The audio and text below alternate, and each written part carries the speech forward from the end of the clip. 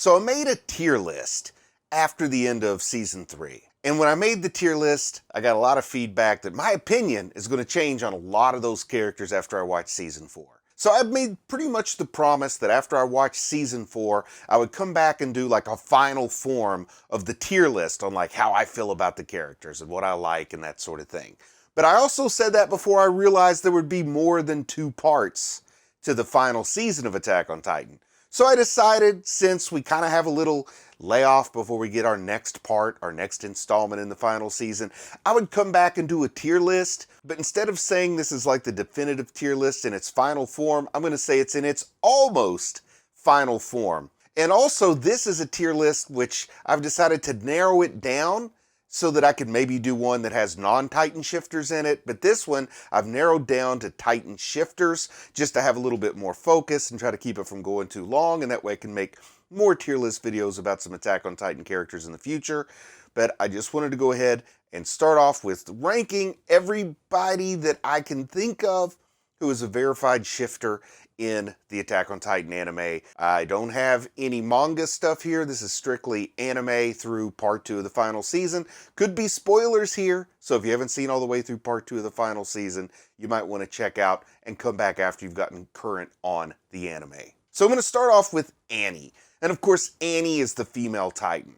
And Annie is a really interesting character to me because she seems almost nihilistic, not quite nihilistic. I mean, she does care about just getting home and seeing her adopted father, Mr. Leonhardt, but she also is stuck in manipulation from the outside, just trying to get that simple goal, and then finds out that that simple goal is no longer attainable, and then she truly does see nihilistic, but I don't know like how to grapple with her motivations, though I really do like the character, and I found her maybe even more intriguing the whole time she spent in that coconut crystal shell kind of thing, changing. So with her, I'm going to put her in the middle right now. Maybe I'll go back and change that. I don't know, but I'm going to put her B tier for the moment, just because there's so much of the show in which she's frozen in that crystal coconut. Plus, she's going to have some kind of role to play because she's part of this ultimate conglomeration team that they put together, the Titan Avengers, so to speak. They're going to try to stop the destruction of the world. But she also seems pretty beat down and not that interested in participating. I'm just going to put her there on that B tier. But when we come back for the final form, that might go up or down depending on her actions in what's left of the final season. Next up is Armin. You know, Armin got the power of the Colossal Titan in a way that might have been seen as a little controversial because there was a choice between Erwin and Armin, and me emotionally being an Armin fan, I said, let's get Armin. Erwin had his chance. He lived his life. Let's save Armin. That's, of course, what happened. So even though we don't really see Armin use the Colossal Titan much, I think maybe that says something to his responsibility and his level-headedness. And of course, he's got that mind that I keep hoping is going to save the day. So it's Armin, as always. Nothing has changed. Armin is still S tier for me. Armin is still awesome and is also Armin. Now we've got Bertolt. And Bertolt's a character that, boy, have I disparaged in the past. I've seen him as a pure villain. I've seen him as a coward. I've seen him as all kinds of things. I cheered when he was dying, which is maybe one of the things I regret more than anything I've ever done in one of my reactions. It was kind of classless, I would say, for me, an old guy, to be cheering the death of a teenage kid. So I feel a little bit of guilt. I apologize for that, but we see more of his backstory, more of his motivation, more of what he's going for. We get to see Armin understand him better as he's consumed him, and now he has some of those memories passed along through the Titan shifter kind of DNA, if you will. So I'm going to move him up more from where I had him before. Still not going to the A tier, but I'm going to put him in B tier next to Annie, because that'll make him happy, right? He likes Annie. He wants to be close to Annie. Now we've got the actual founding Titan. I'm talking about Amir Fritz, the first Titan, the ultimate Titan, right? Because her powers got broken down and separated, and that's how we wound up with 9 shifters, is what I understand from what I've seen so far. And she's also like the spirit that's trapped in the void, you know, in the passages or the pathways or whatever they call that blue void.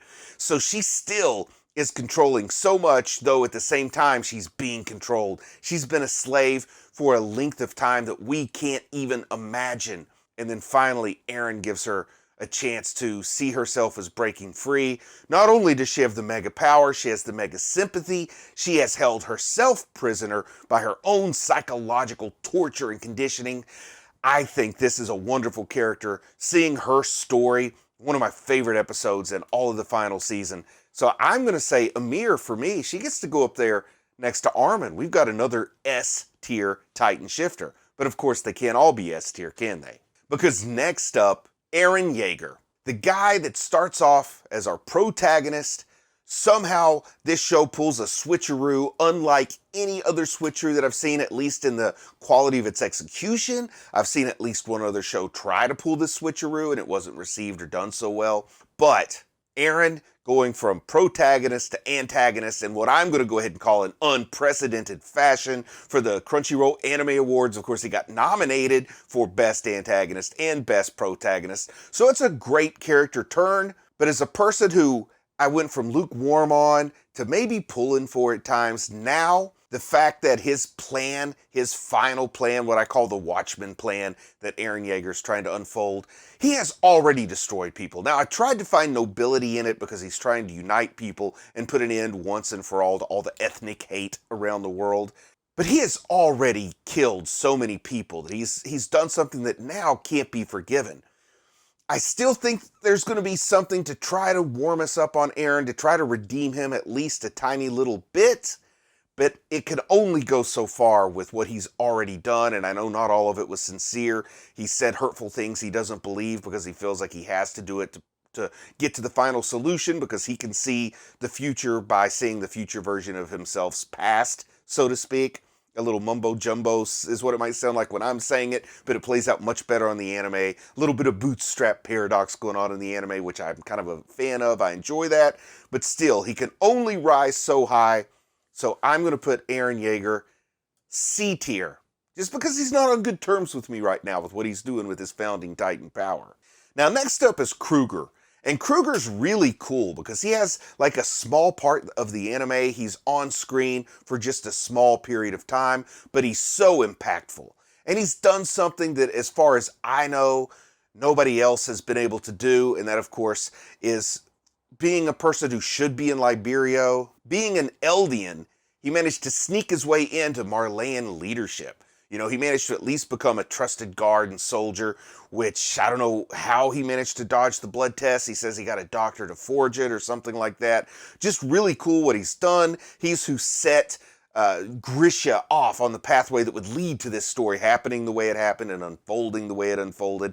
He's the one who first clued us in to the fact that the Attack Titan has memories of the future, which is so cool.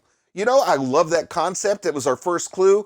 And I think Kruger, for me, is going to be our first entry into the A tier on this Titan tier list. Is that going to get some eyebrows raised? Or are people going to tell me, come on, Bruce, you're crazy. Kruger's such a small part. Why you put him on A list? Because that small part had such a big impact. I put him in the A tier. Now we've got Falco.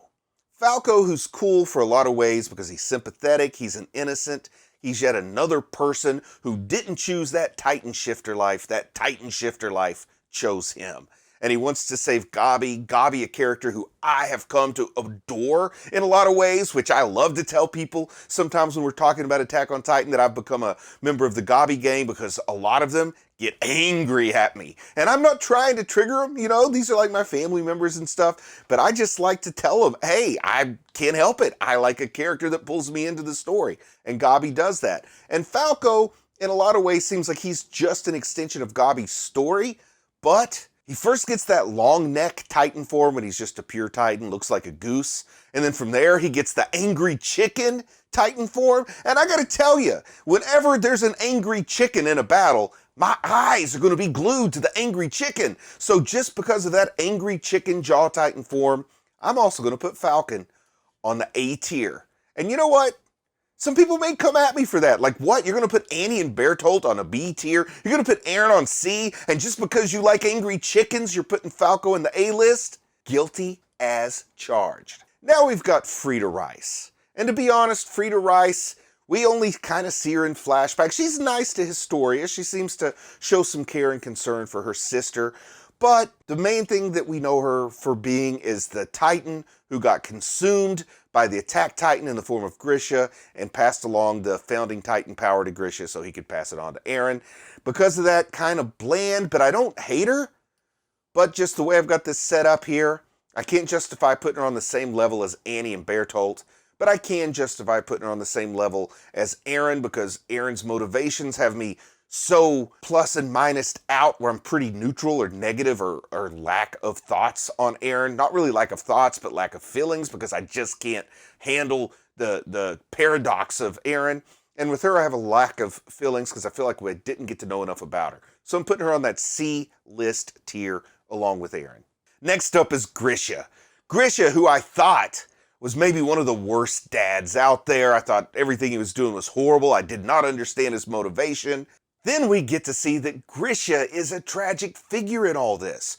Kruger kind of pushed him along. And Kruger pushed him along because, of course, Eren, I'm sure, was manipulating and pushing Kruger, just the way we discovered him to be manipulating and pushing Grisha. And when Grisha seems so focused on accomplishing his goal and so cold and not to care about his family, we found out it's just the exact opposite. He's been forced into this in a way by all the memories sent back to him by his own son Eren, and that Eren orchestrated this more than Grisha actually did.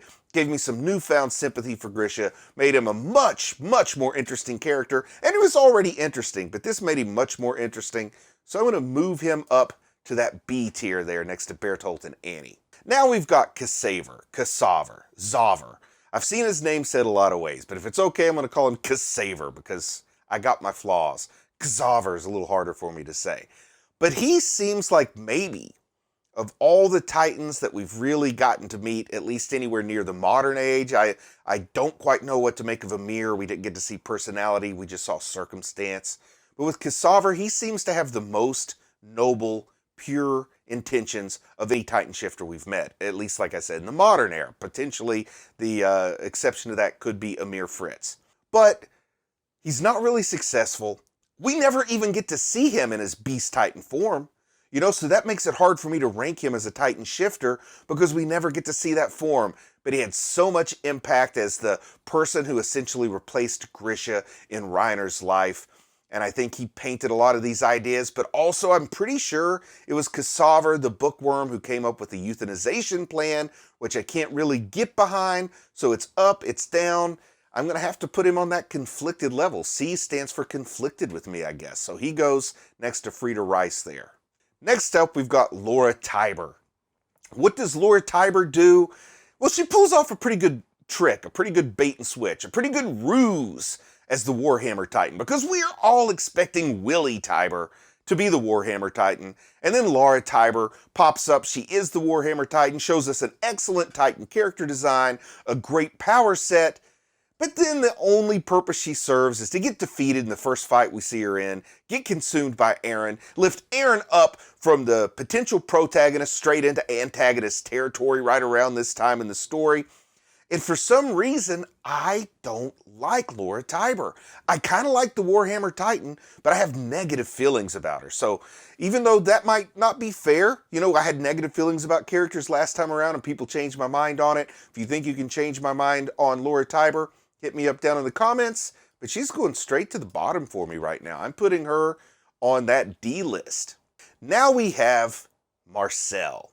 And Marcel, man, I'm going to kind of compare him a little bit to Laura Tiber here, though we do know more about Marcel, courtesy of some flashbacks. But what does he do? He's best known for getting to Paradis and immediately being eaten by the pure Titan form of Ymir so that she gets the Jaw Titan. What's he known for? Showing up, getting chomped, being gone, causing conflict in his death. We find out during his life he was also responsible for Reiner being the Armored Titan, which did not do Reiner any favors, also caused all this animosity between Marcel's brother and Reiner. So I'm going to put Marcel down on that D tier next to Laura Tiber. That D tier was just getting ignored, and now suddenly I'm riding it hard like a horse that's pulling a plow or something. Do horses pull plows? Or do mules pull? I'm not going to ride a mule. Next up, we got Peak, the duck-faced Titan. I get a lot of humor, a lot of joy, a lot of chuckles from the appearance of the duck-faced Titan. And when the duck-faced Titan first showed up and I was getting annoyed at the way it would always zip in and grab people. And I wanted the Duck-Faced Titan dead. But then I found out that Peak is a bit of a fan favorite. And this was before I knew Peak was the Duck-Faced Titan. In fact, I thought the Duck-Faced Titan was a male, to be honest. But then Peak comes in and she's got some cool little character traits, like she likes to walk around on all fours until she gets used to being back in human form, because the Cart Titan, which is the real name of the Duck-Faced Titan, can maintain its form for a very, very long time, and then she has difficulty transitioning back to her human form. I think this character is really interesting. I think Peak comes into a real key role with this final kind of standoff with Zeke and with Aaron, and kind of believing she can still fight for what's right by fighting for Liberio as an Eldian, which is interesting, but she cares more about her colleagues in arms than the actual government of Liberio and that sort of thing. I think there's enough interesting stuff that I'm going to go ahead and put Peak up on that B tier next to Grisha. I considered putting her on the A tier, but I just don't think I can do that. I can't just go giving out S's and A's willy-nilly, right? Next up, we got Porco. And I'm just going to tell you, from moment one, I hate Porco. I don't like the way Porco treats Reiner. I don't like the way Porco's attitude is. People will probably point out some things I overlooked, and there are reasons for Porco's bitterness. We find out his own brother Marcel undercut him in an attempt to protect him, but it's not what Porco wanted. But still, at the end of the day, I hate Porco. I don't like the fact that I know he ceremonially consumed Amir. Not the old Amir, but the more current Amir. I can't help it. He's got to go right down on that D tier. And I think the D tier, I'm going to say, can sort of stand for D-bag. I don't know, but that's where I'm going to put Porco. Next up, we got Reiner. And Reiner is the reason, more than anybody, maybe Bertolt and Reiner as a pair, one of the reasons I had to come back and revisit my Attack on Titan tier list, because I gave him short shrift in the first one. I did not understand everything about him. I just saw him as a villain, and now we see him conflicted. We see him not happy being a shifter. He was never supposed to be one of the 9, but because of Marcel's treachery, he wound up as part of the 9. And he is now part of what I'm calling the Attack on Titan Avengers at the end, to try to save the world and stop the endgame that's going on with Aaron. So because of that, I'm going to say that Reiner has worked his way up to the A tier for me at this point. Maybe he'll fall back down when the story's all over. We'll just have to wait and see. But he's bumped his way up significantly here on this list. Next up is Amir. Not Amir Fritz, but Amir. Amir, the more recent Amir. The one who is friends with Historia. The Amir who didn't have any training to be a Titan warrior. Amir who had no plans of being one of the 9. Amir who was being punished because she was part of this sort of goal to have a Fritz restoration. But she was thrown out there. She got Marcel, chopped him in her pure Titan form. Didn't know what she was doing. The pure Titans can also be called dumb Titans. But then when she got the Jaw Titan ability, she actually made the most of it. She was quite a hero. She jumped into battle and fought off just a legion of Titans without any Titan combat training. I loved her version of the Jaw Titan that didn't have any stonework mask on it and those sharp teeth that I called piranha, barracuda, shark teeth, jumping around like a spider monkey. One of the best. I'm going to say that I like Amir, both her human character, the arc, the Titan version of her, and I think she got a raw deal by the way that she kind of died off screen and didn't get a chance to keep going. She was sacrificed by people who cared nothing about her, cared nothing for her. I miss Amir. A tier. Wow, that A tier is getting kind of fat, isn't it? Maybe I like the story a little too much. Next up is Zeke, and I know a lot of people are going to like Zeke. I know a lot of people are going to dislike Zeke because Zeke had the euthanization plan. And in comment discussions, I still have people arguing in favor and against the euthanization plan. Zeke, supposed to be maybe the smartest guy that's left in part 2 of the final season. Zeke is supposed to be the strategist who does seem to always be ahead of everybody else. But then, in the void, Aaron actually manages to outplay Zeke and to take Zeke prisoner in a way so that he can use that founding Titan power. Zeke at the end ends up unsuccessful. Out of all the Titan shifters, he's supposed to be the best strategist, but maybe it didn't play out for him. But I still like the guy. I think I'm going to shock myself because I didn't think I liked him this well. But I'm going to go ahead and put him on the A tier. So suddenly the A tier is my most popular tier. I think that shows I'm just too much of a fanboy. I just love all these Titan characters, except for 3 who I hate. 3 who I'm conflicted about. So I can't wait until the whole thing is over, the end of the final season. I can come back and do like the actual final form tier list, but I got lots of non-Titan Shifter characters I can come back and do some tier lists for too. And with that, I'm just going to say I'm proud of you for watching anime, and I'll talk to you again soon. I just want to say a big thank you to everyone who supports the channel on Patreon. It really means a lot to me. If you might be interested in Patreon perks like early access to videos, uncut reaction videos, ad-free videos, and the opportunity to vote on which anime will be covered in the future, then click on the link in the video description. Thank you.